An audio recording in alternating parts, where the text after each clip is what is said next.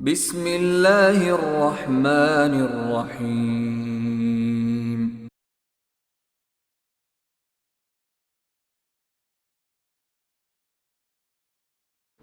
সম্মানিত মসজিদের মুসাল্লি, প্রশংসা আল্লাহর জন্য। শান্তি অবতীর্ণ হোক আল্লাহ রাসূলের উপর সাল্লাল্লাহু আলাইহি ওয়াসাল্লাম। আজ জুমার খুতবায় সংক্ষিপ্ত সময়ে বক্তব্যের বিষয় আল্লাহর নিকট ক্ষমা প্রার্থনা, ইস্তেগফার। ক্ষমা প্রার্থনা সম্পর্কে এক গুরুত্বপূর্ণ সংক্ষিপ্ত বিবরণের চেষ্টা করব ইনশাআল্লাহুল আজিজ। মানুষের ইচ্ছায় অনিচ্ছায় মানুষের ক্ষমা চাওয়া না চাওয়ার মধ্য দিয়ে রমজান পার হয়ে গেল। রমজান মূল্যায়ন করা না করা মানুষের অনুভূতির ব্যাপার, যদিচ অনুভব করা বিষয়টি মানুষেরই কাজ, পশু প্রাণীর নয়। রমজান কেমন মাস, কতটুকু দয়ার মাস, মানুষ ইচ্ছা করলে কতদূর কি করতে পারে, এটা একমাত্র মানুষই বুঝতে পারে, ভাবতে পারে। আল্লাহ তাআলা বলছেন, আমি কোরআন মাজিদ পাহাড়ের উপরে আকাশের সামনে পেশ করেছিলাম, তোমরাই এর বিধান মানো। তো পাহাড়, আকাশ, জমিন তা নাকচ করল, বলল না, এটা আমরা পারবো না। ফা হামালাহাল ইনসান, মানুষ বলল আমরা পারবো, মানুষ তা বহন করতে চাইল। তখন আল্লাহ তাআলা বললেন, ইন্নাহু কানা যালুমান জাহুলা, মানুষ বড় জাহেল, মানুষ বড় জালেম। বাহ্যিকভাবে মনে হচ্ছে যে স্বীকৃতি জানিয়ে ভুল করেছি। জড়বস্তু যেমন কোরআন মাজিদের বিধান মানা বিষয়টিকে নাকচ করল, আমরা কি নাকচ করলে আল্লাহ কি বলতেন এইটা, না অন্য কিছু বলতেন? বহন করতে পারবো বললেই আল্লাহ কেন বললেন মানুষ বড় জাহেল, মানুষ বড় জালেম? জেনে মানে না যারা, তারাই হলো জালেম। জানার চেষ্টা করে না যারা, তারাই হলো জাহেল। চেষ্টা করলে বুঝবে ঠিকই, কিন্তু চেষ্টা করে না। জেনে মানে না যারা, তারাই হলো জালেম। জানার চেষ্টা করে না যারা, তারাই হলো জাহেল। ফ্যানটার সামনে 1 ঘন্টা বক্তব্য দেওয়ার পরে আমি যদি বলি ফ্যান বড় জাহেল, আমার কথাই বুঝে না, তাহলে এই কথা মানাবে না। আমি এই পায়াটার সামনে 1 ঘন্টা বক্তব্য দেওয়ার পরে যদি বলি পায়াটা বড় জাহেল, আমার কথাই বুঝে না, তাহলে এই কথাটা মানাবে না। কেননা তার ভিতরে বুঝের ক্ষমতা নেই। গরুর সামনে 1 ঘন্টা বক্তব্য দেওয়ার পরে যদি বলি গরু বড় জাহেল, আমার কথাই বুঝে না, তাহলে জাহেল কথাটা গরুর সাথে চলে না। জাহেল কথাটা মাটির সাথে চলে না। জাহেল কথাটা ফ্যানের সাথে চলে না। তো জাহেল কথাটা চলে কার সাথে? যারা অজ্ঞতা দূর করতে পারবে ইচ্ছা করলে তাদের সাথেই চলে। তো সেইটা হলো মানুষ। তো ইচ্ছা করলে সে তার অজ্ঞতা দূর করতে পারবে, কিন্তু করে না। তাই আল্লাহ বললেন মানুষ বড় জাহেল। আর অনেকে জেনেও মানবে না, তাই মানুষ বড় জালেম। আল্লাহ তাআলা এই দুটি শব্দ মানুষকেই বলেছেন, মানুষই এই দুটি শব্দের হকদার, পশু প্রাণী নয়, কোনো জড়বস্তু নয়, কোনো পাহাড় পর্বত আকাশ নয়। মানুষই এই দুইটা কথার হকদার। হয় মানুষ জাহেল, না হয় মানুষ জালেম। রমজান মানার ব্যাপারে হয় মানুষ জাহেল, না হয় মানুষ জালেম। ওই ইচ্ছা করলে বের করতে পারতো রমজান কি জিনিস, করেনি, তো জাহেল। ওই ইচ্ছা করলে যথাযথভাবে মূল্যায়ন করতে পারতো রমজানকে, করেনি, তাহলে জালেম। আমার আপনার ইচ্ছায় অনিচ্ছায় সময় পার হয়ে গেছে। সময়কে কেউ কোনোদিন ফাঁকি দিতে পারে না, সময় মানুষকে ফাঁকি দিতে পারে। আপনি শত ইচ্ছা করলেও আবার 11 মাস পার না হলে রমজান নিয়ে আসতে পারবেন না। আমরা সময় সাপেক্ষে কিছু বলেছি, যা আরও বলা প্রয়োজন ছিল তার একটি অংশ হচ্ছে ইস্তেগফার, ক্ষমা চাওয়া। প্রত্যেকটা হাদিস গ্রন্থে একটা গুরুত্বপূর্ণ অংশ দেওয়া আছে, বাবুল ইস্তেগফার, কেতাবুল ইস্তেগফার, ক্ষমা চাওয়ার অধ্যায়। মানুষ আল্লাহ তাআলার কাছে ক্ষমা চাইবে, এটা আল্লাহ খুব বেশি বেশি চান। আবু হুরায়রা রাদিয়াল্লাহু তাআলা আনহু বলেন, রাসূল সাল্লাল্লাহু আলাইহি ওয়াসাল্লাম বলেছেন, কুল্লু বানি আদম খাত্তা খায়রুল খাত্তাইন আত-তাওয়াবুন। আদম সন্তানই পাপী। আদম সন্তান কেউ যদি বলে যে আমার পাপ নেই বা পাপ হয় না, তাহলে ও আদম সন্তান নয়, ও অন্য কেউ। তো আদম সন্তানই পাপী। তো সবচেয়ে ভালো পাপীকে যে তওবা করে, ক্ষমা চায়, বলে ভুল হয়েছে, আল্লাহ তুমি আমাকে মাফ করো, তাহলে এটা আল্লাহ চান। আল্লাহ চান যে মানুষ আমাকে বলুক যে আমার ভুল হয়েছে, তুমি আমাকে মাফ করো। ক্ষমা চাওয়াটা আল্লাহ চান। সম্মানিত মসজিদের মুসল্লি, আল্লাহ তাআলা বলেন, ইয়া ইবাদিয়াল্লাযী নাসরাফু আলা আনফুসিহিম, হে আমার দাস দাসী পৃথিবীর মানুষ, যারা তোমরা নিজেদের প্রতি অত্যাচার করেছ। মানুষ কি নিজেদের প্রতি অত্যাচার করে? রিক্সাওয়ালা বেশি ভাড়া চেয়েছে, একটা থাপ্পড় মারলেন, তো অত্যাচার তো আপনি তার উপরে করলেন, কষ্ট তো ওই পেল, টাকা তো আপনি তাকে দিলেন না, তা আপনার অত্যাচার তার উপরে পড়লো, আপনি অত্যাচারী আর অত্যাচারিত। কিন্তু আল্লাহ তাআলা বলছেন, পৃথিবীর মানুষ যারা আমার দাস দাসী, শোনো, তোমরা যারা নিজেদের প্রতি অত্যাচার করেছ। তো মানুষ কি নিজের প্রতি অত্যাচার করে? ও তো মনে করে যে আমি একটা সুবিধা পেলাম, রিক্সাওয়ালা এক থাপ্পড় দিয়ে টাকা কম দিলাম, আমি জেনা করলাম, মনের দিক দিয়ে খুব খুশি হলাম, শান্তি তৃপ্তি পেলাম। এই তো মানুষের হিসাব। তো অত্যাচার কিভাবে হলো? জি, প্রত্যেক যেটা অন্যায় সেটার ফল তাকে ভোগ করতেই হবে। সেই জন্য সে নিজের প্রতি অত্যাচার করেছে, অন্যের প্রতি নয়। আল্লাহ তাআলা বলছেন, হে আমার দাস দাসী, যারা তোমরা নিজেদের প্রতি অত্যাচার করেছ।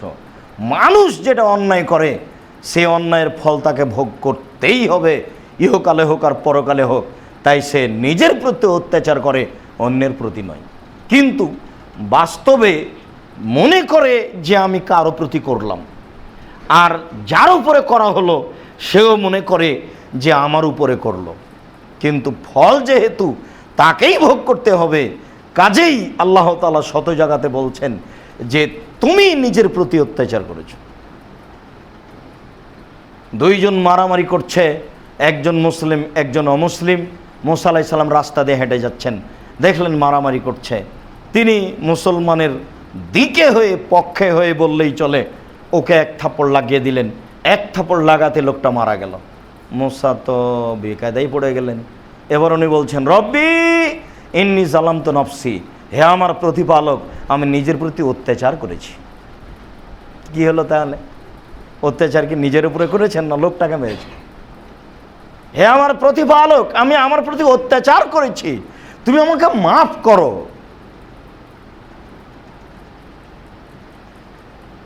আদম আর হাওয়া দুইজন পাশাপাশি জান্নাতে। খালি আল্লাহ বললেন যে ওই গাছের নিকটে যায় না, খাওয়া খাই পরে, গাছের ফল খায় না, নিকটে যায় না। কথা শেষ হতে না হতেই ইবলিস এসে বলছে, আমি খুব সুন্দর উত্তম উপদেশদাতা, আমার কথা শোনেন। দেখেন, আসলে আল্লাহ আপনাকে এখানে রাখবেন না, এইগুলো এই জন্য বলছেন, খেতে দিবেন না। আমি উত্তম উপদেশদাতা, আমার কথা শোনেন, ফল খান। তারপরে হারিয়ে যায়। আদম হাওয়া দুইজন স্বামী স্ত্রী, আর তো কেউ নেই। বলা বলি করে, ব্যাপারটা কি, কি করা যায়? একটু পরে আবার এসে বলে যে আমি উত্তম উপদেশদাতা, আসে যায় আসে যায়। এটা শয়তানের কাজ। আল্লাহ যে তাকে কত পাওয়ার দিয়েছেন বেহিসাব, আবার কিয়ামত পর্যন্ত। বলার এক ফাঁকে খেয়ে ফেলেছেন। এখন আল্লাহ বলছেন না, আমি তো না করলাম, তুমি খেলে যে। তখন দুজনই বলছেন রব্বানা জালামনা আনফুসানা, হে আমাদের প্রতিপালক, আমরা নিজেদের প্রতি অত্যাচার করেছি। অত্যাচার অমান্য তো করা হলো আল্লাহর আদেশকে, অত্যাচার আল্লাহর উপরে গিয়ে পড়বে, কিন্তু অত্যাচারের ফল নিজের উপরে বলছেন, তার মানে এই অত্যাচারের ফল তাকেই ভোগ করতে হবে। এই কথাই আল্লাহ তাআলা বলছেন, হে পৃথিবীর দাস দাসী, যারা নিজের প্রতি অত্যাচার করেছো, পাপ করেছো, লা তাকনাতু মির রাহমাতিল্লাহ, তোমরা আল্লাহর রহমত থেকে নিরাশা হয় না। পাপের কারণে নিরাশা হওয়ার কিছু নেই, পাপের কারণে কেউ নিরাশা হবে না। ইন্নাল্লাহ ইয়াগফিরু যুনুবা জামিয়া, নিশ্চয় আল্লাহ তাআলা সব পাপ ক্ষমা করবেন, অচিরেই ক্ষমা করবেন এ কথা নয়, আর কিছু ক্ষমা করবেন এ কথা নয়, নিশ্চয় আল্লাহ তাআলা সব পাপ ক্ষমা করবেন। ক্ষমা করার জন্য প্রতীক্ষমান রয়েছে। প্রতীক্ষমান তো সব সময় থাকেন, প্রতীক্ষমান বিশেষভাবে রাতেও থাকেন, সব সময় প্রতীক্ষমান। আবু হুরায়রা রাদিয়াল্লাহু তাআলা আনহু বলেন, রাসূল সাল্লাল্লাহু আলাইহি ওয়াসাল্লাম বলেছেন, ইন্নাল্লাহ তাআলা ইয়াবসুতু ইয়াদাহু বিল-লাইলি লিকাই ইয়াতুবা মুসিউন নাহার, আল্লাহ তাআলা দিনে হাতকে প্রশস্ত করেন, দিনে হাত প্রশস্ত করে বলেন যে যারা রাতে হাতকে প্রশস্ত করেন, আর বলেন যে যারা দিনে পাপ করেছো তারা আমাকে বলো, বলো আমাকে বলো যে আমার ভুল হয়েছে, মাফ করো। গতিটা এইরকম। নিশ্চয় আল্লাহ তাআলা রাতে তার হাতকে প্রশস্ত করেন, লেতু বা মুসিউন নাহার, যাতে করে দিনের পাপীরা ক্ষমা নিতে পারে। তাহলে সারা রাত তিনি তার গতিতে হাত প্রশস্ত করে বলছেন, আমাকে বলো, ক্ষমা চাও, আমাকে বলো, একটু ক্ষমা চাও। ওয়া ইয়াবসুতু ইয়াদাহু বিন-নাহারি লিয়াতুবা মুসিউল লাইলি, আবার তিনি রাতে হাত প্রশস্ত করেন আর বলেন যারা তোমরা দিনে পাপ করেছো তারা আমাকে একটু বলো, বলো আস্তাগফিরুল্লাহ ওয়া আতুবু ইলাইহি, আল্লাহ তোমার কাছে ক্ষমা চাচ্ছি, তোমার কাছে ফিরে যেতে চাই, বলো একটু। এইভাবে তিনি হাত প্রশস্ত করে বলেন। তাহলে রাতে দিনে মানে সব সময়, দিন রাত মানে সব সময় তিনি হাত প্রশস্ত করে ইশারা ইঙ্গিত করে বলছেন যে তোমরা আমাকে বলো যে আমার ভুল হয়েছে, আস্তাগফিরুল্লাহ ওয়া আতুবু। আবু হুরায়রা রাদিয়াল্লাহু তাআলা আনহু বলেন, রাসূল সাল্লাল্লাহু আলাইহি ওয়াসাল্লাম বলেছেন, ইন্নাল্লাহ তাআলা ইয়ানজিলু ইলা সামাই দুনিয়া হিনা ইয়াবকা সুলুসুল লাইলিল আখিরা, যখনই রাতের 3 ভাগের 2 ভাগ পার হয়ে যায়, 1 ভাগ বাকি থাকে, তখন আল্লাহ তাআলা সপ্তম আকাশ থেকে প্রথম আকাশে নেমে আসেন। তাহলে এটা বিশেষভাবে বলবেন এই জন্য। এমনিতে 24 ঘন্টায় হাত প্রশস্ত করে আদম সন্তানকে বলছেন যে তোমরা ক্ষমা চাও। আদম সন্তান বড় অবুঝ, তারা বড় জাহেল, তারা বড় জালেম, ধর্মের এসব কথা তারা মূল্যায়ন করে না, মূল্যায়ন করার প্রয়োজনও মনে করে না, এমনি পশু প্রাণীর মতো দিন কাটছে। পরিস্থিতি আরও জটিল হবে, দিন যত যাবে তত মানুষ মানবতা ভুলে যাবে, আল্লাহকে চিনা জানা, আল্লাহর কাছে ক্ষমা চাওয়া মানুষ ভুলে যাবে। মানুষ আল্লাহকে যত জানবে তত বেশি ক্ষমা চাইবে, যত বেশি জানবে না তত কম ক্ষমা চাইবে, ক্ষমাই চাইবে না। তার পাপটাই হবে সফলতা, তার অন্যায় অবিচারই হবে সফলতা। সে এটাকেই ভালো মনে করবে। রাতের 3 ভাগের 2 ভাগ পার হয়ে গেলে আল্লাহ তাআলা সপ্তম আকাশ থেকে প্রথম আকাশে নেমে আসেন। নেমে এসে তিনি বলেন, মায়াদুনি ফাস্তাজিব লাহু, কে আমাকে ডাকে আমি তার ডাকে সাড়া দিব। মায়া সালনি ফাউতিয়াহু, কে আমার কাছে কিছু চাই, যে যা চায় আমি তাকে তাই দিব। মায়াস্তাগফিরুনি ফাগফির লাহু, কে আমার কাছে ক্ষমা ভিক্ষা চাই আমি তাকে ক্ষমা করে দিব। তিনি ফজর পর্যন্ত প্রতীক্ষমান থাকেন প্রথম আকাশে এসে, আর এভাবে বলতেই থাকেন, আদম সন্তান বড় নিমুখ হারাম, ও তো উঠে সকাল 8টায়, রাত 2টা 3টায় টিভি বন্ধ করেছে, অশ্লীল কাজ বন্ধ করেছে, সে তার ইচ্ছা মতো ঘুমিয়ে আছে। সে আল্লাহকে কি মূল্যায়ন করতে পারে? আল্লাহকে মূল্যায়ন করতে হলে রাত 10টায়, 9:30টায়, 10টায়, 10:30টায় এই সময়ের মধ্যে ঘুমাতে হবে। এশার পরে জরুরি প্রয়োজন পড়াশোনা, এরকম কিছু ছাড়া এশার পরে কোনো কথা, কোনো গল্প, কোনো কিছু চলবে না। তাহলে মানুষ আল্লাহকে মূল্যায়ন করতে পারে। মানুষ তো মানুষই 24 ঘন্টা জেগে থাকতে পারে না, 24 ঘন্টা কর্ম করতে পারে না। কিছু কর্মের জন্য তার শরীরে ঘুম দিতে হবে। এটা হচ্ছে তার শরীরে শান্তি তৃপ্তি দেওয়ার পাওয়ার একটা বড় মাধ্যম। তাহলে এশার পরে তাকে ঘুমিয়ে যেতে হবে। একরাহুল কালামা বাদাল এশায়ে ও একরাহুন নওমা কেবলাল এশায়ে। রাসূল সাল্লাল্লাহু আলাইহি ওয়াসাল্লাম এশার সলাতের পরে কথা বলাকে ঘৃণা করতেন, এশার সলাতের পূর্বে ঘুমিয়ে যাওয়াকে ঘৃণা করতেন। এটা তার নীতি। আর এই নীতিতে চললে মানুষ আল্লাহকে মূল্যায়ন করতে পারে। যেহেতু আল্লাহ তাআলা রাতের 3 ভাগের 2 ভাগ পার হয়ে যাওয়ার পরে প্রথম আকাশে নেমে এসে বলেন, কে আমার কাছে ক্ষমা চাই আমি তাকে ক্ষমা করে দিব, কে আমাকে ডাকে আমি তার ডাকে সাড়া দিব, কে আমার কাছে কিছু চাই, যে যা চাই তাকে আমি তা দিব। যদিচ আপনার মনে হচ্ছে যে আমি 10 বছর থেকে একই কথা বলছি, আমার কবুল হচ্ছে, এটা বুঝতে পারি না, আপনি বলতে থাকেন, নিরাশার কিছু নেই। মরার পূর্ব পর্যন্ত নিরাশা হবেন না, এটা আল্লাহ বলছে। আপনি একজন সাধারণ মানুষ, রাসূল সাল্লাল্লাহু আলাইহি সাল্লামের দোয়া কবুল হতে দেরি হয়। সেদিন ভুলে গেলেন? ওই যে বলছিলাম, আবু জাহাল বলছে, এই কে আছে? মুহাম্মদ যখন সিজদায় যাবে তখন ওই পাড়াতে যে উটটা জব হয়েছে তার ভুঁড়িটা নিয়ে এসে তার মাথায় চাপিয়ে দিবে। একজন দুষ্ট বলল, আমি আছি। আচ্ছা ঠিক আছে। সিজদায় যখন গেছেন ভুঁড়িটা নিয়ে এসে চাপিয়ে দেওয়া হয়েছে। এটা বাস্তব কতটুকু অপমান আপনি বলেন তো দেখি। আপনি কি মনে করছেন মুহাম্মদ সাধারণ মানুষ? আদম আলাইহিস সালাম ইব্রাহিম আলাইহিস সালামের চেয়ে সম্মানী। যদিও তিনি নিজে বলছেন যে আমাকে ইউনুসের চেয়ে বেশি সম্মানী বলো না।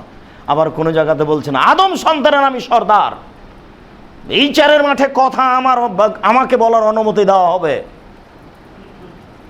আবার এই কথাও তিনি বলেছেন জান্নাতের গেটে বড় অক্ষরে লেখা আছে আমি প্রথমে ঢুকবো। তিনি এই কথা বলেছেন আমার জন্য যে ঘরটা পার্সোনাল ঘর আছে সেই ঘরের ভিতরে একজন ফেরেশতা দাঁড়িয়ে আছে, আমি যেদিন ঢুকবো সেদিন বাহির থেকে নক করব, তখন আমাকে বলবে কে, তখন আমি বলবো মোহাম্মদ, তখন এটা খুলে দেওয়া হবে। এরকম মর্যাদা আদমের কারো নেই। আদম থেকে নিয়ে আদম সন্তানের কিয়ামত পর্যন্ত কারো হবে না। ইনি পার্সোনাল বিশেষ মানুষ। তাহলে কি আপনি আর আমি মনে করছি এটা সাধারণ মানুষ, তার মাথার উপরে ভুঁড়ি চাপিয়ে দেওয়া এটা কেমন কথা বাহ্যিকভাবে? অবশ্যই তিনি নিজেকে খুব অপমান মনে করেছিলেন। অপমান মনে না করলে এরকম আরও তাকে মানুষ শাস্তি দিয়েছে, অনেক কথা বলেছে, তিনি এত ক্ষেপে যাননি। তিনি তার মেয়ে ফাতেমাকে বলা হলো তোমার বাপের মাথার উপরে উটের ভুঁড়ি চাপানো হয়েছে। মেয়ে ছোট দৌড়িয়ে আসলেন, এসে ভুঁড়িটা সরিয়ে সামনের দিকে আগিয়ে গিয়ে তাদের যেন কিভাবে গালি দেওয়ার চেষ্টা করলেন। কি গালি তা হাদিসে উল্লেখ হয়নি, গালি দিলেন। উনি মাথা উঠিয়ে বললেন আল্লাহ, ওতবা, সায়বা, ওয়ালিদ বিন মুগিরা, আবু জাহাল এদের তুমি ধ্বংস করো। তাহলে নিশ্চিত তিনি অপমান হয়েছিলেন। তিনি নিজেকে খুব এটা অপছন্দ করেছিলেন এই কাজকে। আশ্চর্য, আমি সিজদায় গেছি আমার মাথার উপরে ভুঁড়ি চাপিয়ে দেবো বলে, আল্লাহ তুমি তাদেরকে ধ্বংস করো। আল্লাহ তাকে বদ্ধ করতে নিষেধ করেছেন এক জায়গায়। এক শ্রেণীর মানুষ 17 জন কারি হাফেজ আলেম ওলামাকে রাসূলের কাছ থেকে নিকটে গিয়ে ফাঁকি দিয়ে নিয়ে গেছিলেন। ওরা বলেছিল যে কিছু আলেম দেন আমাদের সাথে, তারা আমাদের নিকটে গিয়ে দিন প্রচার করবে। আল্লাহ রাসূল বললেন আচ্ছা ঠিক আছে। তিনি যে গায়েব জানতেন না এটাও দেখেন। কত দলিল নেবেন যে আল্লাহ নবী গায়েব জানতেন না? ওরা তো মারার জন্য নিয়ে যাচ্ছে।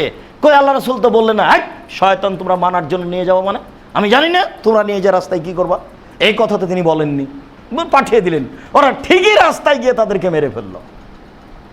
তিনি 1 মাস যাবৎ বদ্ধ করেছিলেন ফরজ সালাতের শেষ রাকাতে রুকু থেকে উঠে, যার নাম কুনুতে নাজেলা, 1 মাস বদদুয়া করার পরে আল্লাহ বললেন, মোহাম্মদ এটা তোমার জন্য শোভনীয় নয় যে মানুষের জন্য তুমি ধ্বংস কামনা করবে।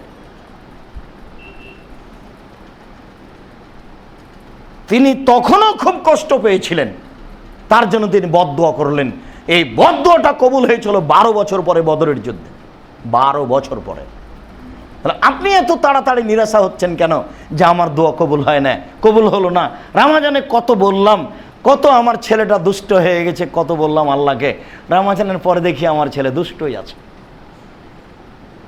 কত মা কত বাপ যে মোবাইল করে বলছেন, দুঃখিত আমার ছেলে এইভাবে ঘুরে, একটু দোয়া করেন ভাই। এই আমরাও দোয়া করছি, তিনিও করছেন, তারপরে দেখছেন যে ছেলে দুষ্ট, আপনি নিরাশা হবেন? একজন নবীর দোয়া কবুল হয় 12 বছর পরে। আর যারা অন্যায় করে তাদের প্রতি আল্লাহ তাৎক্ষণিক কোনো গজব চাপিয়ে দেন না, সময়ের ব্যাপার। বুখারীর হাদিসে এসেছে যে তিনি মক্কায় গিয়ে দাওয়াত দিতে গেছিলেন, যেখানে ওসাইদ ইবনে কোলাইলের কাছে। ওসাইদ ইবনে কোলাইল দাওয়াত দিতে গেলে যা বলেছিল, উনি বলছেন এটা আমার জীবনের সবচেয়ে বেশি কষ্টকর কথা ছিল। উহুদের যুদ্ধে যাওয়া হয়েছিল, তার চেয়ে বেশি দুঃখজনক ছিল। দেশ থেকে তাকে তাড়িয়ে দেওয়া হয়েছিল, তার চেয়ে বেশি দুঃখজনক ছিল। উনি বলছেন আমি দাওয়াত দিতে গেলাম, তারা আমাকে এমন কিছু বলল, দিয়ে বাড়ি থেকে বের করে দিল। উনি আল্লাহ রাসূল তার ওখান থেকে বের হয়ে বাইরে মাঠে চলে গেছেন। মাঠে গিয়ে যখন স্বাভাবিক হয়েছেন, তখন দেখছেন যে উনি একটা ফাঁকা জায়গায়, খুব রৌদ্র, আকাশে ছায়া, মেঘ তাকে ছায়া করে আছে, মেঘ। এতক্ষণে তার চেতনা ফিরেছে। তাহলে মানুষের কথাতে মানুষ অজ্ঞান হয়ে যায়। তার কথা এত দুঃখজনক ছিল যে তার কথাই তিনি জ্ঞান শূন্যের মতো হয়ে বাইরে বের হয়ে এসে বাইরে দাঁড়িয়ে আছেন। তার চেতনা ফিরলে তিনি দেখছেন যে আমি খুব রৌদ্রের মধ্যে, উপরে মাথার উপরে মেঘমালা আমাকে ছায়া করে আছে। আমাকে একজন ফেরেশতা এসে বলছেন পাহাড়ের, আপনার অনুমতি হলে আমি ওই এলাকাটা একটু মাটি পাহাড় চাপিয়ে পিষে দিই। তখন বলছেন না, আমি জাতিকে ধ্বংস করার জন্য আসিনি। প্রতিশোধ নিতেন না। তাহলে তো তিনি একটা কিছু করতে পারতেন, বলতে পারতেন। বললেও তাৎক্ষণিক হবে এই কথা নয়। মানুষের দোয়া কবুল হবে অবশ্যই, তিনি কবুল করার জন্যই প্রতীক্ষমান রয়েছেন। তবে সময়ের ব্যাপার, আপনাকে ধৈর্য ধারণ করতে হবে।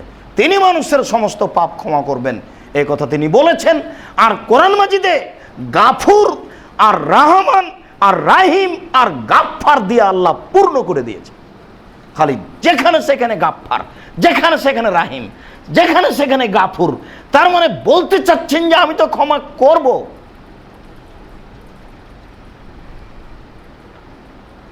সূরা বুরুজে মুমিন মানুষগুলিকে গর্ত খুঁড়ে, গর্তে খড়ি দিয়ে তাদেরকে আগুনে ফেলে দিয়ে আগুন জ্বালিয়ে দিল।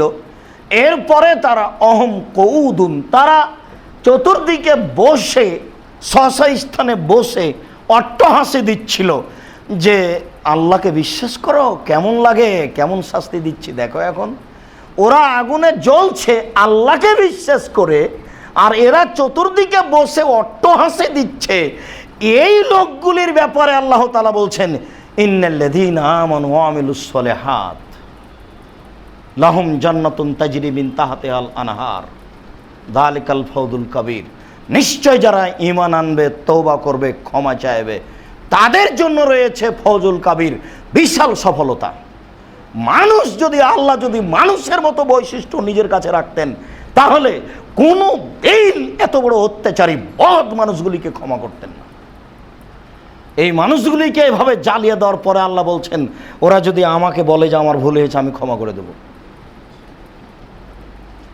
সম্মানিত মসজিদের মুসল্লি, আবু হুরায়রা রাদিয়াল্লাহু তাআলা আনহু বলেন রাসূল সাল্লাল্লাহু আলাইহি ওয়াসাল্লাম বলেছেন আল্লাহি লা আস্তাগফিরুল্লাহ ওয়া আতুবু ইলাইহি ফিল ইয়াউমি আকসারা মিন 70 মাররা। আল্লাহর কসম, নিশ্চয় আমি মুহাম্মদ সাল্লাল্লাহু আলাইহি সাল্লাম একদিনে 70 বারের বেশি বলি আস্তাগফিরুল্লাহ ওয়া আতুবু ইলাইহি। আবু হুরায়রা রাদিয়াল্লাহু তাআলা আনহু বলেন, রাসূল সাল্লাল্লাহু আলাইহি ওয়াসাল্লাম বলেছেন, ইন্নী লা আস্তাগফিরুল্লাহ ফিল ইয়াউমি মিয়া মাররা, আমি একদিনে প্রায় 100 বার বলি আস্তাগফিরুল্লাহ। আবু হুরায়রা রাদিয়াল্লাহু তাআলা আনহু বলেন, রাসূল সাল্লাল্লাহু আলাইহি ওয়াসাল্লাম বলেছেন, ইয়া আইয়ুহান নাস, হে মানুষ, ইস্তাগফিরুল্লাহ, তোমরা আল্লাহর কাছে ক্ষমা চাও, অতুবু ইলাইহি, তোমরা আল্লাহর কাছে তওবা করো। আমি নিজে এইভাবে আল্লাহকে বলি, তাহলে তার সাধারণত একদিনে প্রায় 100 বার হতো আস্তাগফিরুল্লাহ ওয়া আতুবু ইলাইহি।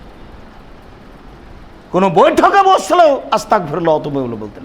আস্তাগফিরুল্লাহ ওয়া আতুবু ইলাইহি এই বাক্যটা আপনার জীবনের সাথে অতপ্রতভাবে লেগে যেতে হবে।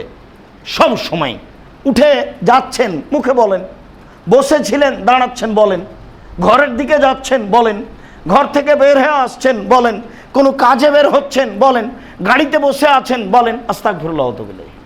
তিনি আল্লাহর কসম করে বলছেন যে আমি 70 বারের বেশি বলি দিনে, একবার বলছেন যে 100 বার বলি আমি দিনে। দেখেন তো আমি আর আপনি কি খুঁজে পাই? দেখেন তো, খুঁজেন তো, দেখেন তো পাওয়া যায় কি না। পাওয়া যায় না, কোথায় পাবেন? বলার সময়ই হয় না। আল্লাহ আমাদেরকে সঠিক বুঝার ও মানার তৌফিক দান করুক। আল্লাহুম্মা আমিন। আল্লাহুম্মা সাল্লি আলাইহি, আল্লাহুম্মা বারিক আলাইহি। আলহামদুলিল্লাহ ওয়াহদা ওয়াসসালাতু ওয়াসসালামু আলা মান লা নাবিয়্যা বাদা। আবু যার গিফারি রাদিয়াল্লাহু তাআলা আনহু বলেন, রাসূল সাল্লাল্লাহু আলাইহি ওয়াসাল্লাম বলেছেন, ইন্নী হারামতু যুলমা আলাইয়া, ইন্না যুলমা লা হারামতু আলা নাফসি, নিশ্চয় আমি জুলুম অত্যাচারকে আমার উপরে হারাম করেছি। ওয়া হারামতুহু বাইনাকুম, তোমাদের মাঝে আমি অত্যাচার জুলুমকে হারাম করেছি। ফালা তাজালামু, তোমরা পরস্পর অত্যাচার করো না। ইয়ে ইবাদি ইন্নাকুম যাল্লুন, হে আমার দাস দাসী, নিশ্চয় তোমরা পথভ্রষ্ট ছিলে। ফাহাদাইনাকুম, আমি তোমাদের পথ দেখিয়েছি। ফাস্তাহদিউনি, তোমরা আমার কাছে সৎ পথে চলা থাকাটা চাও। আহাদিকুম, আমি তোমাদেরকে সৎ পথে রাখবো, সবসময় আমার কাছে চাও। ইবাদি ইন্নাকুম জায়ুন, হে আমার দাস দাসী, তোমরা ক্ষুধার্ত ছিলে। ফাতআমতুকুম, আমি তোমাদেরকে খাদ্য দিয়েছি। ফাস্তাত এমনি, তোমরা আমার কাছে খেতে চাও। আতআমুকুম, আমি তোমাদেরকে খাওয়াবো।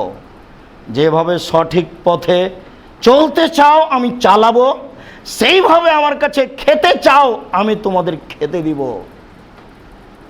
ইবাদি, হে আমার দাস দাসী, ইন্নাকুম আরুন, নিশ্চয় তোমরা নগ্ন ছিলে, তোমাদের পরনে কাপড় ছিল না, আমি তোমাদের কাপড় পরিধানের ব্যবস্থা করে দিয়েছি। ফাস্তাকসুনি, তোমরা আমার কাছে কাপড় পরতে চাও। আকসুকুম, আমি নিশ্চয়ই তোমাদেরকে কাপড় পরাবো, এটা আমার কাজ। ইবাদি ইন্নাকুম তুখতিউনা বিল লাইলি ওয়ান নাহারে, হে আদম সন্তান, তোমরা দিন রাত পাপ করো, তোমাদের কাজ হচ্ছে পাপ করা। হে আদম সন্তান, তোমরা দিন রাত পাপ করো। ফাস্তাগফিরুনি, তোমরা আমার কাছে ক্ষমা চাও। আগফির লাকুম, আমি তোমাদেরকে ক্ষমা করব। তোমাদের কাজ হচ্ছে দিন রাত পাপ করে ফেলা, করার সাথে সাথে তোমরা আমাকে বলো আমি ক্ষমার জন্য প্রতীক্ষমান রয়েছি, তোমরাকে আমি ক্ষমা করব। এ কথা আল্লাহ তাআলা বলছেন।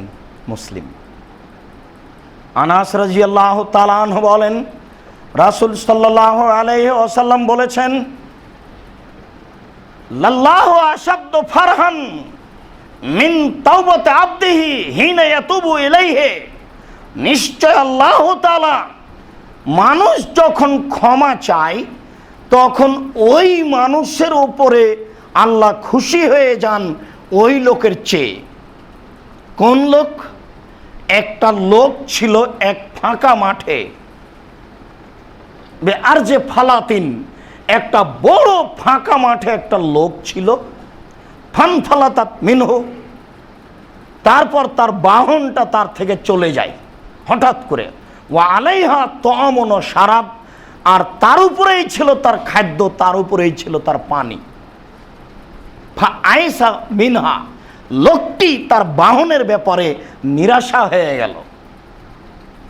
নিরাশা হয়ে যাওয়ার পরে সে ফাআতা শাজারাতান, একটা গাছের নিকটে আসলো।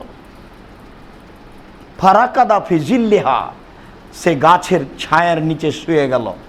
শুয়ে গিয়ে ভাবছে, যেহেতু আমি বাহন ছাড়া বাড়ি যেতে পারবো না, কাজেই এখন আমি এই গাছের ছায়ায় শুয়ে যাচ্ছি, আমার শুয়ে যাওয়াটাই হবে মরণ, এখানে শুয়ে থেকে মরে যাব। পায়ে হেঁটে বাড়ি যাওয়ার কোনো পথ আমার কাছে নেই। ফায়েসা মিন ফালাতেহি অমিন সাওয়ারেহি অমিন ফারাসেহি, ব্যক্তি সে বাহন থেকে নিরাশা হয়ে গেছে, নিরাশা হয়ে গিয়ে সে শুয়ে গেছে। ফায়জা হওয়া জালেকা কায়েমাতুন ইনদাহু, থাকতে থাকতেই হঠাৎ করে দেখছে সে বাহনটা তার পাশে দাঁড়িয়ে আছে। ফা খাজা খেতামাহা, সে চট করে তার লাগামটা ধরে নিয়েছে। লাগামটা ধরে নিয়ে বলছে, আল্লাহুম্মা মিন শিদ্দাতিল ফারহে আল্লাহুম্মা ইন্নাকা আবদি ওয়া আনা রাব্বুক, হে আল্লাহ, আমি হচ্ছি তোমার প্রতিপালক আর তুমি হচ্ছে আমার দাস। ফাক্তা মিন শিদ্দাতিল ফারহে, সে খুশিতে বাক্য উল্টে দিয়েছে। এই লোকটা খুশিতে বাক্য উল্টে দিয়েছে। এই লোকটা যত খুশি, মানুষ যখন আল্লাহর কাছে তওবা করে আল্লাহ তার উপরে এর চেয়ে বেশি খুশি হন। ওটা ইসিম তাবজিল শব্দ আপনাকে বোঝানো কঠিন। এই লোকটার চেয়ে আল্লাহ কত বেশি খুশি হন এটা ভাষায় বোঝানো যাবে না। মুসলিম, তাহলে বলেন তো আল্লাহ রাসূল এটা কি বলতে চাইলেন আমাকে আর আপনাকে? আমি আর আপনি এই হাদিসকে কিভাবে মূল্যায়ন করব? এই লোকটা বাহন পেয়ে খুশিতে বাক্য উল্টে দিয়েছে। মানুষ খুশিতে উল্টা কথা বলে ফেলে, বুঝতে পারে না, জ্ঞানশূন্যের মতো বলে। আল্লাহর রাসূল সাল্লাল্লাহু আলাইহি ওয়াসাল্লাম বলছেন, এই লোকটা যত খুশি, কোনো মানুষ যখন আল্লাহর কাছে ক্ষমা চায় আল্লাহ তখন তার উপরে এর চেয়েও বেশি খুশি হয়ে যান। আবু সাঈদ খুদরি রাদিয়াল্লাহু তাআলা আনহু বলেন, রাসূল সাল্লাল্লাহু আলাইহি ওয়াসাল্লাম বলেছেন, কানা রাজুলুন ফি বানি ইসরাইল, অনেক দিন আগের কথা,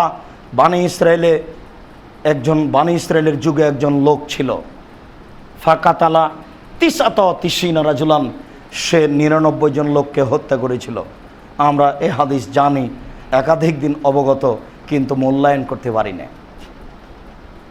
ফাতা রাহেবান, সে একজন দরবেশের কাছে আসলো। রাহেব আর হেবর দুইটা এক নয়।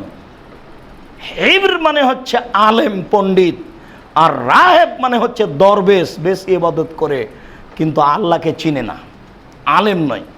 ও এমনিতেই সুবহানাল্লাহ আলহামদুলিল্লাহ বেশি বলে। এর নাম আবেদ। একটা হলো আবেদ আর একটা হলো আলেম। আলেম মানে আমি, এ কথা নয়, আপনিও। যখন আপনি আল্লাহকে বেশি চিনেন, বেশি জানেন, তখন আপনি আলেম। তো রাহেব দরবেশের কাছে আসলো।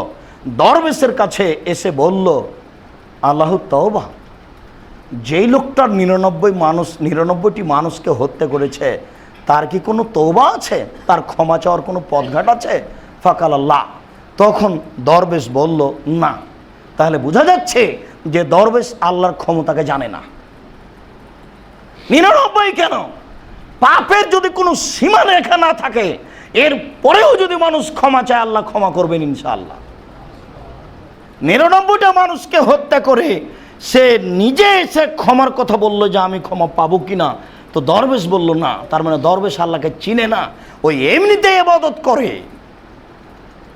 দরবেশ চিনলে এই কথা বলতো না। যখন না বললো ফাকাত আলাহু, তখন ওকে হত্যা করলো। যখন আমার আর পথই নাই, তো আর তোমাকে রেখে কি হবে? সুম্মা কালা রাজুলুন, এরপরে অন্য লোক ফা জালা ইয়াসআলু, এরপরে ও জিজ্ঞাসা করতে লাগলো এর পথ কোথায় পাওয়া যায়, বাঁচার পথ কোথায় পাওয়া যায়, ক্ষমা কিভাবে হবে, তার পথঘাট কি? ফাকাল রাজুলুন ইতে কারিয়াতান কাদা ওয়া কাদা, কোনো একজন বলল তুমি অমুক গ্রামে যাও, সেখানে তোমার পথ হতে পারে, কিছু বলতে পারে। ফাদরাকাল মওত, তারপর মরণ তাকে পেয়ে গেল। যখন মরণ তাকে পেয়ে গেল, রাসূল সাল্লাল্লাহু আলাইহি সাল্লাম বলছেন, ফান্না সাদরাহু নাহওয়াহা, যখন মাটিতে পড়ে যায় তখন তার বুকটা ওই গ্রামের দিকে লোকটা ঠেলে দিয়েছে, নিজের বুকটা গ্রামের দিকে ঠেলে দিয়ে বলছে, আমি পাপ করেছি সেটা ভিন্ন কথা, আমি পাপের ক্ষমার পথ খুঁজছি। আমি বুকটা গ্রামের দিকে ঠেলে দিয়ে বলতে চাচ্ছি তোমাকে যে আমি পথ খুঁজছি, কিভাবে ক্ষমা হবে। ও আমাকে বলেছে ওই গ্রামে যাও, আমি তো ওই গ্রামে যাচ্ছিলাম, সময় তো আমার শেষ। আমি বুকটা ওই গ্রামের দিকে ঠেলে দিয়ে তোমাকে দেখাতে চাইলাম যে আমি পাপী সেটা ভিন্ন কথা, তবে আমি পাপের ক্ষমা চাচ্ছি, আমি পথঘাট খুঁজছি। ফাক্তা সামাতিল মালায়েকাত রাহমা ও মালায়েকাতুল আযাব। ইতিমধ্যেই লাশ পড়ে আছে, শাস্তির ফেরেশতা রহমতের ফেরেশতা এসে হইচই লাগিয়ে দিয়েছে। কেউ জাহান্নামে নিয়ে যাবে, কেউ জান্নাতে নিয়ে যাবে। তখন ফাওয়াল্লাহু তাআলা ইলাহাজিহি তাবাদি ওয়া ইলাহাজিহি তাকাররবি। ওই সময় আল্লাহ তাআলা যে গ্রামের দিকে যাচ্ছিল সে গ্রামকে বললেন তুমি আগে আসো, আর যে গ্রাম ছেড়ে যাচ্ছিলেন সেই গ্রামকে আল্লাহ বললেন যে তুমি একটু পিছে হটে যাও। তারপরে ফেরেশতাকে বললেন কি সুমা বাইনহুমা, দুইটার মাঝে তুমি মেপে দেখো কতটুকু গেছে আর কতটুকু বাকি আছে। ফা আকরাবা এলা হাজিবে শিবরিন, মেপে ফেরেশতারা দেখলেন যে মাপে অর্ধ হাত বেশি হয়ে গেছে। ফা গোফের আলাহু, তাকে মাপ করে দেওয়া হলো। বলেন তো আসলে ঘটনাটা কি? ঘটনাটা হলো এই যে আল্লাহ তাদেরকে দেখাতে চাইলেন যে আমি তার কর্মের বিনিময়ে তাকে মাপ করেছি, আর আল্লাহ তাকে দেখাতে চাইলেন যে এত বড় পাপীকে মাপ করাটা আমার অন্যায় নয়। তোমরাও ফেরেশতা, শাস্তির আর রহমতের ফেরেশতা এসেছ, মেপে তোমাদেরকেও সিদ্ধান্ত নিতে হবে যে আমি মানুষকে পাপী যখন ক্ষমা চাই তখন আমি ক্ষমা করি। এটা আমার নীতি, এটা আমার হক, এটা আমার অধিকার। আমি আল্লাহ সৃষ্টি করেছি, মানুষ যখন আমাকে কিছু বলে বা বলার পথে নামে আমি আল্লাহ তাকে ক্ষমা করে দিই। সে তো ক্ষমার পথ বের করতে পারেনি, আগাচ্ছিল। ফেরেশতাদেরকে দিয়ে এই কাজটা তিনি কেন করলেন? পাপীকে আল্লাহ ক্ষমা করবেন এই জন্য করলেন। কিয়ামত পর্যন্ত কোনো পাপী যেন নিরাশা না হয়, পথ যেন খুঁজতে থাকে মরা পর্যন্ত, এইটা আল্লাহ দেখাতে চাইলেন। তাই মুহাম্মদ সাল্লাল্লাহু আলাইহি সাল্লাম জাতির সামনে হাজার হাজার বছর আগেকার কাহিনী পেশ করে গেলেন, মানুষ যেন কোনো সময় নিরাশা না হয়।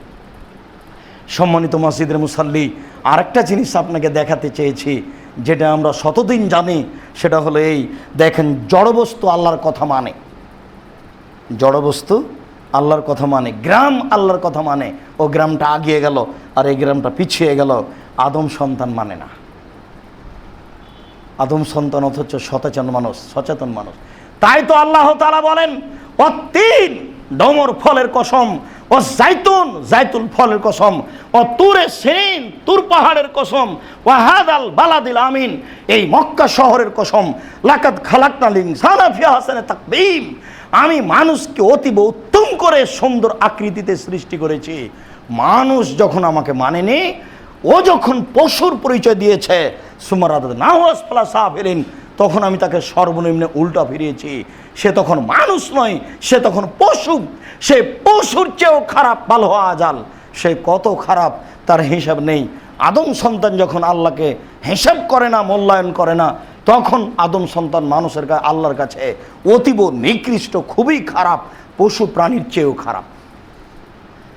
আবু হুরায়রা রাদিয়াল্লাহু তাআলা আনহু বলেন, রাসূল সাল্লাল্লাহু আলাইহি ওয়াসাল্লাম বলেছেন, আল্লাহ তাআলা বলেন, ইবনা আদম, হে আদম সন্তান, মা দাওয়াউতানি ও রাজাউতানি আলামা আলাইকা ওলা উবালি, আদম সন্তান, তুমি আমার কাছে যেইভাবে আশা পোষণ করো, তুমি আমাকে যেইভাবে আমার কাছে ক্ষমা প্রার্থনা করো, আমি সেইভাবেই তোমার যতই পাপ হোক না কেন, লাউবালি, আমি আল্লাহ পরোয়া করি না। আমি তোমার পাপকে পরোয়া করি না। আদম সন্তান, মনে রেখো, হাদিসে কুদসি আবু হুরায়রা রাদিয়াল্লাহু তাআলা আনহু বলেন, রাসূল সাল্লাল্লাহু আলাইহি সাল্লাম বলেছেন, আদম সন্তান বলেন, ইবনা আদম, হে আদমের ছেলে মেয়ে, শুনে রাখো, মা দাওয়াতুকা ও রাজাউতুকা, আমি তোমার দুয়ার উপরে রয়েছি, আমি তোমার আশার উপরে রয়েছি। তুমি আমার উপরে যে আশা রাখো সেটাই আমি। আলামা আলাইকা লাউবালি, তোমার কত পাপ হয়েছে আমি আল্লাহ এটা পরোয়া করি না। তোমার পাপ আকাশ পরিমাণ না জমিন পরিমাণ, তোমার পাপের হিসাব আছে কি না আছে এইটা আমি আল্লাহ পরোয়া করি না। আমি তোমার বলা পর্যন্ত, আমি তোমার আশা পর্যন্ত, তুমি কতটুকু আমার কাছে আশা করো। তুমি যতটুকু বলো আমি ততটুকু, তুমি আমার কাছে যতটুকু আশা করো আমি ততটুকু। তুমি কতটুকু আশা করো? আমার কি রহমতের অভাব আছে? তুমি কি কোনো মানুষের কাছে চাও নাকি? মানুষের শেষ সীমা আছে, আমার তো আর কোনো শেষ সীমা নাই।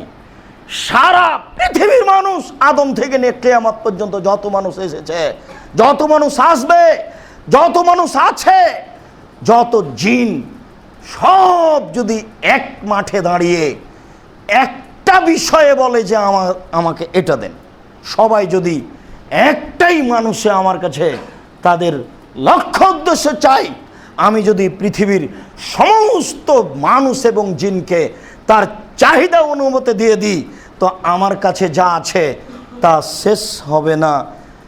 সাগরে আঙ্গুল ডুবিয়ে সাগরের যতটুকু পানি আঙ্গুলে আসবে এই পরিমাণ শেষ হবে না। আমার কাছে যত কিছু আছে সব যদি দিয়ে দিই, তো সুঁয়ের ছিদ্র যতটুকু, অতটুকু পরিমাণ শেষ হবে না। সূচের ছিদ্র দিয়ে যে আমরা সুতা ঢোকাই, এই ছিদ্র যতটুকু, এই পরিমাণ আমার রহমত শেষ হবে না। বলেন আপনি কেন বোকামি করে ছেলে বন্ধ করলেন? আপনারা তো 8 ভাই নিজেই ছিলেন, 6 বোন আর 8 ভাই, সমস্যা আছে কি না? আপনার আব্বার তো আম্মার তো কোনো সমস্যা হয়নি। কে আপনার মাথায় এটা চাপিয়ে দিল যে না ছেলে মেয়ে বেশি হলে ঝামেলা হবে, পড়াশোনা করা যাবে না? আপনার গায়ের জামাটা আপনার মা হাতে সেলাই করে দিত, মনে আছে? আর এখন আপনার 2টা ছেলে 12 সেট 24 সেট জামা, যেটা আপনাকে রমজানের ওই খুতবায় বলছিলাম। আপনি কি মনে করছেন আপনার ছেলে আপনার চেয়ে বেশি সফল? জি না, আপনার ছেলে বেশি সফল, বেশি শিক্ষিত নয়। ভুল হিসাব। দিন যত যাবে তত মানুষ পশু হবে, একথাই ঠিক। অতএব আল্লাহর রহমতকে বুঝতে না পারে মানুষ এই কথা বলে। আপনাকে আমি এই বুখারী মুসলিমের হাদিসের বাক্য কি দিয়ে বুঝাবো বলেন তো দেখি? আল্লাহ তাআলা বলছেন যে আদমের ছেলে মেয়ে সবাই, জিন যা আছে সবাই যদি আমার কাছে একজন মানুষে চাই, সবাই তার যদি নিজ নিজ চাহিদা চাই, আর সবাইকে যদি আমি দিয়ে দিই, তো আমার কাছে যতটুকু আছে ততটুকুর কমবে না সুঁয়ের ছিদ্রের সমপরিমাণ। এটা কি হলো কথা? তাহলে এটা হলো এই যে কিছুই কমবে না। যদি কমেই যায় তাহলে উনি সৃষ্টিকর্তা কেন? তাহলে কি তিনি আমার আপনার মতো? তাহলে তো আমরা বুঝতে পারি না। মূসা আলাইহিস সালামকে তো ফেরাউন তো মূসাকে পরাজয় করব বলেই জাদুঘরদের ডেকেছিল। খুব চোখা জাদুঘর এসেছে সারা পৃথিবী থেকে, বানারস শহর থেকে লিখছিল 4 জন বলে ঐতিহাসিকগণ ইতিহাসে লিখেছেন। এবার জাদুঘররা বলল মূসা তুমি তোমার জাদু আগে নিক্ষেপ করো। তখন মূসা বললেন যে আপনারা আগে। তখন তারা তাদের রশিয়ার লাঠিগুলিকে ছেড়ে দিল। সারা মাঠ একবারে পরিপূর্ণ হয়ে আছে সাপ, ধাওয়া করে আসছে মূসার দিকে। মূসা একটু অন্তরে ভয় পাচ্ছেন। মূসা তো মানুষ, মানবিক ভয়। মুজিবুল গাফফার আউলিয়া যে আমার একজন শিক্ষক বলছেন, আব্দুর রাজাক বলতে পারো মূসা অন্তরে ভয় পেলেন কেন? এটা কি ভয় পেলেন তুমি মনে করছো? এটা হচ্ছে মানবিক ভয়। তোমার চোখের সামনে আমি আঙ্গুলটা নিয়ে যাচ্ছি এইভাবে, তা আমি কি সত্যিই তোমার চোখে আঙ্গুলটা ঢুকিয়ে দেব? তা তো দিব না, কিন্তু তোমার চক্ষুটা একটু ফিট করে উঠবে, চক্ষুটা বন্ধ করে দেবে চট করে, হবে না? এটা আপনার তো বিশ্বাস যে আমি চোখে আঙ্গুল ঢোকাবো না, কিন্তু আপনার চোখটা বন্ধ হলো খুললো, এটা হলো কেন? এটা হলো মানবিক গতি। মূসা আলাইহিস সালামের ভিতরে যেটা ভয় সেটা মানবিক ভয়। মূসা আলাইহিস সালাম নবী হিসাবে সরিষার সমপরিমাণ ভয় করেননি। কেন? মূসা আলাইহিস সালাম সেই দিন বলেননি কালা আসব মূসা, যেদিন মূসা আলাইহিস সালামের সঙ্গী সাথী বললেন ইন্নাল্লাহ মুদরাকুন, মূসা ওরা বন্দি, ডানে ফেরাউন বামে ফেরাউন পিছে ফেরাউন সামনে সাগর, আমরা বন্দি। তখন মূসা আলাইহিস সালাম বলেছিলেন কাল্লা, কখনো নহে, অসম্ভব, হতে পারে না। ইন্না মায়া রাব্বি, আমার সাথে আমার প্রতিপালক রয়েছেন, সায়াহদিনী, তিনি আমাকে পথ দেখাবেন। তোমাদের কথা ঠিক নয়, অসম্ভব, হতে পারে না। তারা আমাকে ধরতে পারে না। নিশ্চয় আমার সাথে আমার প্রতিপালক রয়েছেন, তিনি আমাকে পথ দেখাবেন। সরিষা সমপরিমাণ পথ নেই, পথই নেই। তিনি বলছেন তিনি আমাকে পথ দেখাবেন। তাহলে মুসা আলাইহিস সালামের অন্তরে সরিষা সমপরিমাণ ভয় ছিল না, তিনি মানবিক ভয় করছেন। তারপরে আল্লাহ বলছেন মুসা লাঠিটা ছেড়ে দাও। মুসা আলাইহিস সালাম লাঠিটা ছেড়ে দিলেন। মাঠে যত সাপ ছিল সব একবারই ধরে নিলেন। আপনি কি মনে করছেন মুসার এই লাঠিটা এটা একটা সাপ? এটা হচ্ছে আল্লাহর একটা শক্তি। শুধু ওই মাঠে কেন, সারা পৃথিবী যদি জড়িয়ে ফেরাউন সাপ জড়িয়ে দিত জাদুঘরদের মাধ্যমে, তাহলে এই সাপ একবারই ধরে নিত। যদি একটা সাপ থেকে যেত তাহলে আল্লাহর শক্তি দুর্বল বলে প্রমাণ হতো। ফেরাউন বুঝে না আল্লাহ কাকে বলে, জাদুঘর বুঝেনি প্রথমে আল্লাহ কাকে বলে। জাদুঘর পরে বুঝতে পারলো এ যে মুসা জাদুঘর নয়, এটা আল্লাহর ক্ষমতা। আমরা 200-500 জন কেন, সারা পৃথিবীর মানুষই যদি জাদুঘর হয়ে যায় তবে মুসার কাছে টিকা যাবে না। এর নাম অলৌকিক ক্ষমতা, এর নাম মুজিজা, এর নাম অলৌকিক ক্ষমতা। আদম আলাইহিস সালামকে আল্লাহ বলছেন ইবনে আদম লাউ বালাগাত যুনুবুকা আনানা সামায়, আদম সন্তান তোমার পাপ বেশি হতে হতে হতে হতে যদি আকাশে গিয়ে ঠেকে যায়, ফাস্তাগফিরুনি গাফারতু লাকা, আমাকে বলো আমি ক্ষমা করে দেব। মুসলিম, তোমার পাপ বেশি হতে যদি আকাশে ঠেকে যায় আমাকে বলো আমি ক্ষমা করে দেব। তাহলে তিনি বলা চাচ্ছেন ইবনে আদম লা তাইতানি বিকরাবিলার যে খাতাইয়া সুমাল্লাহ কিতানি লা তুশরিক বিশায়া, আদম সন্তান বিচারের মাঠে যদি আসো আকাশ জমিন পাপ নিয়ে, যদি শিরকি পাপ না থাকে আমি আল্লাহ তোমাদের সব পাপ ক্ষমা করে দেব। দুঃখিত, আমরা বাংলাদেশে বসবাস করি, বাংলাদেশের মানুষ বড় অবুঝ, এর জন্মসূত্র ভিত্তি খারাপ, এর জন্মসূত্রই হচ্ছে শিরক। শিক্ষিত মানুষ জন্মদিবস পালন করে, বলেন তো ও কি মানুষ? আচ্ছা ও মানুষ না ভূত? ও কি আপনাদের খেয়ালে কি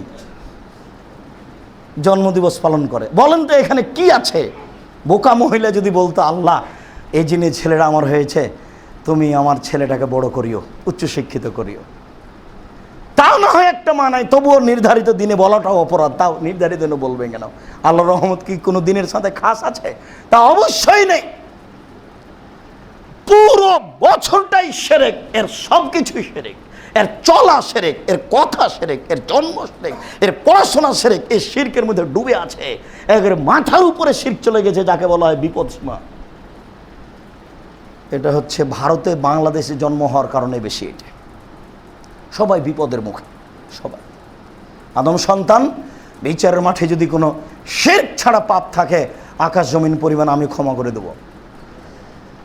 সাদ্দাদ ইবনে আউস রাদিয়াল্লাহু তাআলা আনহু বলেন রাসূল সাল্লাল্লাহু আলাইহি সাল্লাম বলেছেন সাইয়্যিদুল ইস্তিগফার মায়াকুলু, ক্ষমার জগতে সর্দার যেটা আদম সন্তান বলে, তোমরা যেটা বলো ক্ষমার জগতে সর্দার, তোমরা ক্ষমা চাও এই বাক্য দিয়ে। সেটা কি? আল্লাহুম্মা আনতা রাব্বি লা ইলাহা ইল্লা আনতা, হে আল্লাহ তুমি আমার প্রতিপালক, তুমি ছাড়া কোনো মাবুদ নেই। খালাক্তানি, তুমি আমাকে সৃষ্টি করেছ। ওয়ান আবদকা, আমি তোমার দাস। ওয়ান আলা আহাদেকা, আমি তোমার ওয়াদার উপরে রয়েছি। ওয়াদেকা মাস্তাতাত, আমি তোমার ওয়াদা সম্ভবপর বহাল রাখব। আবু আলাকা বে নেমাতেকা আলাইয়া, তুমি যত অনুগ্রহ করেছ, বাড়ি গাড়ি ছেলে মেয়ে স্ত্রী টাকা পয়সা, তোমার সব দয়া আমি এটা স্বীকার করছি, এটা তোমার। তার মানে যখন আপনি বললেন এটা তোমার নেয়ামত, তখন আপনার নিজ ক্ষমতা দিয়ে করেছেন, এটা কেটে গেল। এগুলো তোমার সব অনুগ্রহ। ও আবু বেদাম্বি, তারপরে বলছি আমি আমার পাপকেও স্বীকার করছি, আমি তোমার অনুগ্রহকে স্বীকার করলাম, আমি আমার পাপকেও স্বীকার করছি। ফাঁক ফেরিলি, এবার আমাকে মাফ করো। আমি কিছু সব তোমার কাছে সমর্পণ করলাম, ফাঁক ফেরিলি, তুমি আমাকে মাফ ফেরো। লায়াক ফেরুদ্দুন ওয়া ইল্লা আনতা, তুমি ছাড়া কেউ ক্ষমা করতে পারে না, তুমি একমাত্র ক্ষমার মালিক। তোমাকে আমি এই বলে স্বীকৃতি দিচ্ছি, তুমি আমাকে মাফ করো। সকালে যদি বলেন সন্ধ্যা পর্যন্ত সময় মারা গেলে জান্নাত হবে, সন্ধ্যায় যদি বলেন সকাল পর্যন্ত সময় মারা গেলে জান্নাত হবে। বুখারী মুসলিম। আজকে সন্ধ্যা হতে হতে মুখস্থ করবেন, যদি না থাকে সকাল সন্ধ্যায় মুখস্থ করার অভ্যাসী হবেন, তিনি বলেছেন, মানুষ যদি বলে আস্তাগফিরুল্লাহাল্লাযী লা ইলাহা ইল্লা হুয়াল হাইয়ুল কাইয়ুমু বিলাইহি, তাহলে মানুষ যদি যুদ্ধের মাঠ থেকে পালিয়ে যায় তবু পাপ ক্ষমা হবে। মানে পাপ যদি অনেক বেশি হয়, কাবিরা গুনাহ হয়, এভাবে তওবা করে, তাহলে আল্লাহ তাকে ক্ষমা করে দিবেন। সম্মানিত মসজিদের মুসল্লি, পাপের ব্যাপারে নিরাশা হবেন না। আবারও বলছি, পাপের ব্যাপারে নিরাশা হবেন না। কোনো সময় মনে করবেন না আমার ছেলেটা মনে হয় পাপ ফেল করলো আমার পাপের কারণে। কোনো সময় মনে করবেন না যে আমার স্বামী এগুলো অন্যায় করে বেড়াচ্ছে, মনে হয় আমার পরিবার গজব নাজেল হচ্ছে, এটা আপনি মনে করবেন না। নিরাশার কোনো পথই নাই, নিরাশার পথই বন্ধ। দিন রাত আপনি বলেন, রব্বি ইন্নী যালামতু নাফসি ফাগফিরলি, রব্বানা যালামনা আনফুসানা ওয়া ইল্লাম তাগফির লানা ওয়া তারহামনা লানাকুনান্না মিনাল খাসিরিন আন্নী মাসানি ইয়াযুর ওয়া আনতা আরহামুর রাহিমিন। আমি বড় বিপদে, তুমি বড় দয়াবান। আর বারবার যদি পাপ আপনার উপরে জয়ী হয়ে যায়, আপনার ছেলের উপরে, আপনার মেয়ের উপরে, আপনার স্ত্রীর উপরে জয়ী হয়ে যায়, তাহলে আপনি বলেন আন্নী মাগলুবুন ফান্তাসের, আমি পরাজয়, তুমি দয়া করো। আন্নী মাগলুবুন ফান্তাসের, আমি পরাজয়, তুমি দয়া করো। আমি পরাজয়, তুমি দয়া করো। আমি বুঝতে পারি না, আমি টিকতে পারি না হকের ওপরে, তুমি আমার প্রতি দয়া করো। আন্নী মাগলুবুন ফান্তাসের, সব সময় বলেন রব্বিগফির ওয়ারহাম আনতা খায়রুর রাহিমিন, তুমি মাফ করো, তুমি দয়া করো। মূসা আলাইহিস সালাম এলাকা থেকে পালিয়ে গেলেন, পালিয়ে গিয়ে এক জায়গায় আশ্রয় নিয়েছেন। বাঁচার কোনো পথই নাই, খাওয়ার কোনো কিছুই নাই। ওই যে দেখছেন দুইটা মেয়ে দাঁড়িয়ে আছে, তিনি উঠে গিয়ে বললেন, তোমরা দাঁড়িয়ে আছো কেন? সকল মানুষ যখন তাদের পশুকে পানি পান করে নিয়ে চলে যাবে, তখন আমরা আমাদের পশুকে পানি পান করাবো। এ দেখেন মেয়েগুলো তাদের সাথে গিয়ে হুড়াহুড়ি করে পানি পান করাচ্ছে না। তখনও ভদ্রতা ছিল, এখন শিক্ষিতা মেয়েগুলি কুকুর শ্রীগাল হয়েছে। ওরা দেখাচ্ছে যে আমরা শিক্ষিতা, কুকুরের মতো তার অভ্যাস। দেখেন মেয়ে দুটো পৃথক হয়ে আস, তোমরা পৃথক কেন? এরা চলে যাবে পান করিয়ে, তখন আমরা করাবো। আচ্ছা ঠিক আছে, আমি তোমাদের পানি পান করিয়ে দিই। এই কথা বলে ছাগলগুলোকে পানি পান করে দিয়ে এবার তিনি বসেছেন গাছের নিচে, দিয়ে বলছেন, তোমার যদি একটু দয়া হয়, আমি মূসা কিভাবে বাঁচবো, কিভাবে থাকবো, এটা তো আমি বুঝতে পারি না। আচ্ছা আমার বাঁচার পথ কি, খাওয়ার পথ কি? না হোটেল আছে, না রাস্তাঘাট চিনি, না কি করব, আমি তো কোনো কিছু বুঝতে পারি না। আমার পথ কি হতে পারে? রব্বিগফির ওয়ারহাম ওয়া আনতা খায়রুর রাহিমিন, প্রতিপালক তুমি দয়া করো, তুমি ক্ষমা করো, তুমি যে বড় দয়াবান, তুমি যে বড় ক্ষমাবান। আপনাকে আমি বুঝাতে পারছি না তিনি কত বড় অসহায়, কোনো পথই নাই। একটু পরে একটা মেয়ে এসে বলছে, আমার আব্বা আপনাকে ডেকেছে, লজ্জা লজ্জা করে বলছে, আপনি আমাদের ছাগলকে পান করিয়ে দিয়েছেন, আপনাকে আমার আব্বা পারিশ্রমিক দিবে এই জন্য। তারপরে তো আপনি সবই জানছেন। দেখেন অসহায় মানুষের পথ হয়, আপনারও হবে। বলতে শেখুন আস্তাগফিরুল্লাহ ওয়া আতুবু ইলাইহি, বলতে শেখুন আস্তাগফিরুল্লাহাল্লাযী লা ইলাহা ইল্লা হুয়াল হাইয়ুল কাইয়ুমু বিলাইহি, বলতে শেখুন সাইয়্যিদুল ইস্তিগফার, কোরআনের দোয়াগুলি বলুন। আর সুলাইমান আর দাউদের কথাটি বলুন। দাউদ আলাইহিস সালাম বলছেন, রব্বি আউজি'নি আন আশকুরা নি'মাতাকা আল্লাতী আন'আমতা আলাইয়া ওয়া আলা ওয়ালিদাইয়া, প্রতিপালক তুমি আমাকে একটু শক্তিশালী করো না, তুমি যে আমার উপরে, আমার বাপের উপরে যে দয়া করেছো, এর জন্য আমি শুকরিয়া আদায় করতে পারি। নবী এই কথা বলছেন, নবী। আচ্ছা আপনি যে একবারও বলতে পারেন না? নবী বলছেন যে আল্লাহ তুমি আমার উপরে, আমার বাপের উপরে যে দয়া করেছো, এটার শুকরিয়া আদায় করার একটু শক্তি দাও তো আমাকে। নবী এই কথা বলছেন, শক্তি চাচ্ছেন। তারপরে বলছেন ওয়ান আমালা সালেহান তারজাহু, আর আমাকে এমন আমল করতে দাও যাতে করে তুমি খুশি হয়ে যাও। ওয়াজআলনি বিরাহমাতিকা মিন ইবাদিকা সালিহিন, আর তুমি তোমার রহমত দিয়ে আমাকে ভালো মানুষের মধ্যে করো। যাওয়ার সময় বইটা নেবেন, যে কোনো দোয়ার বইয়ে পাওয়া যাবে। দোয়া করতে শিখুন, ক্ষমা চাইতে শিখুন। আল্লাহ আমরা মানুষ, আমাদের ভুল ত্রুটি থাকতেই পারে, তুমি একটু দয়া করো, তোমার দয়া রহমতের আশাধারী, তুমি আমাদের উপরে দয়া করে তোমার নিয়ামতের শুকরিয়া আদায় করার তৌফিক দান করো, তোমার দরবারে দোয়া প্রার্থনা করার তৌফিক দান করো।